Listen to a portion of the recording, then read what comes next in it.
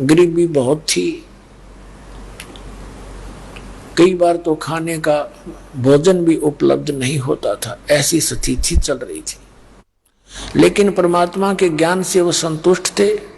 कबीर साहब कहा करते, कबीर सब जग निर्धना धनवंता ना कोई, और धनवंता वो जानियो जिस पर राम नाम धन होए। अब परमात्मा के ज्ञान से वो पूरे संतुष्ट थे। जो राखे तो ही रहूं हमरा के चारा, और खाने जाद खरीद है गुलाम तुम्हारा। राज्य क्रमता राम की रजा धरे जो शीस, दास करीब दरस परस्तिस बैठे जगदीश।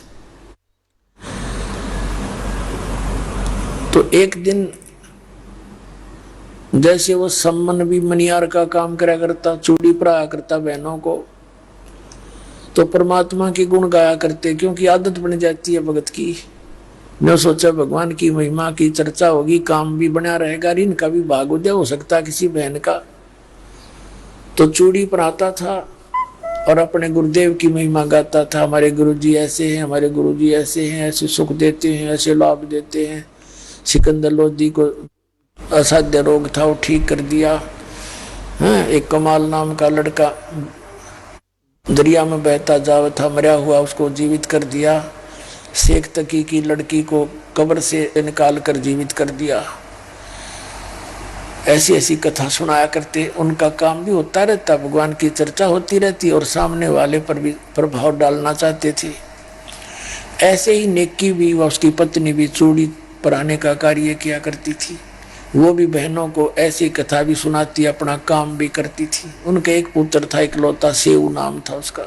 अध्यात्म ज्ञान इतना उलझा पड़ा है, इसको सुलझाने में हर तरह से उठाना पड़ता है। जैसे प्रसंग चला था दास ने कि कबीर पिछले पाप ते हरि चर्चा ना सुहावे, कहूंगा के उठ चले ना और बात चलावे। और तुलसी साहिब जी कहते हैं कि तुलसी पिछले पाप ते हरि चर्चा ना भावे, और जैसे जबर के बेग ते भूख बेदा हो जावे। जैसे किसी व्यक्ति को बुखार हो गया, मलेरिया हो गया, तो उसको रोटी भी कड़वी लगे, हलवा भी कड़वा लगे, खीर दलिया भी कड़वा लगे, काजू सेब संतरे या मनुखा दाख भी कड़वी लगे। अब ये पदार्थ कड़वे नहीं, उस जवर ने उसके शरीर की व्यवस्था को इतना बिगाड़ दिया कि उसको मीठे पदार्थ भी कड़वे महसूस हो रहे। इसी प्रकार जिनके ऊपर पाप कर्मों का दबाव घना है, जिनकी आत्मा पे, उनको ये राम नाम की मनुखा दाख भी सुहाती नहीं, कड़वी लग गए। उसका फिर विकल्प क्या है, उसका उपचार क्या है?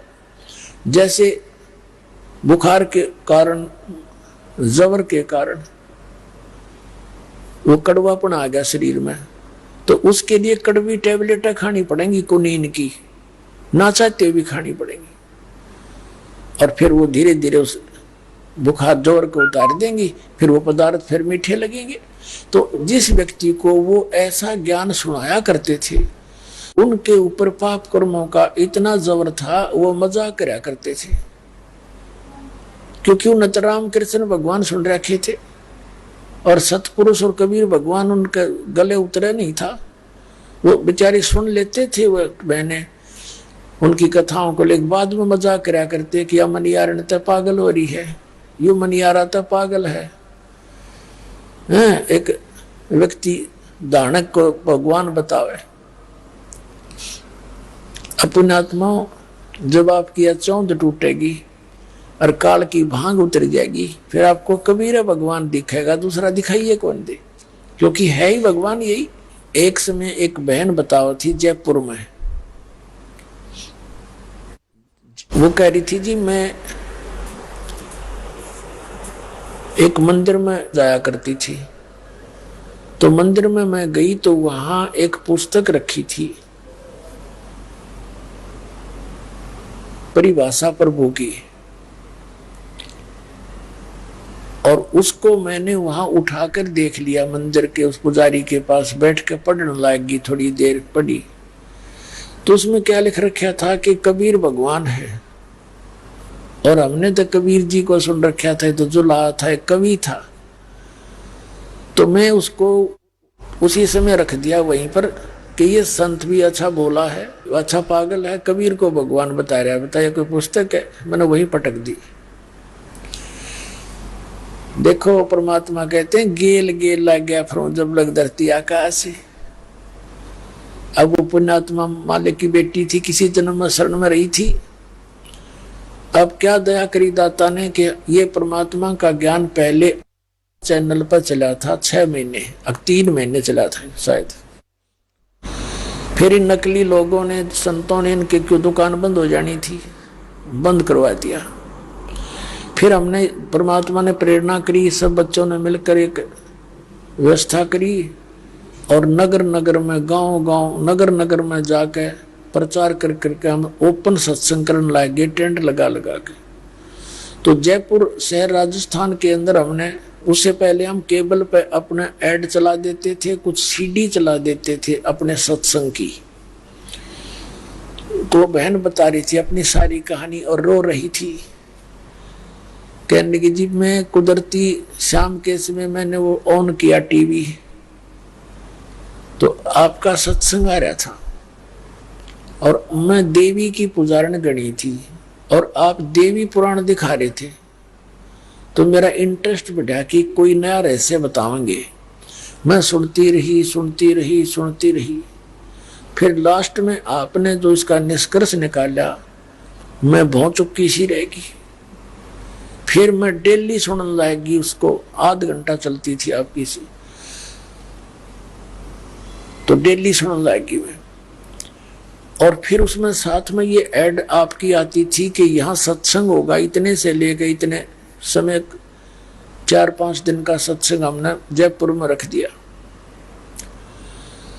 तो जब सत्संग का दिन आया तो वह सत्संग सुनना आई, सत्संग भी सुना, वो तो तैयार तो हुई ली थी, मालिक की बच्ची थी।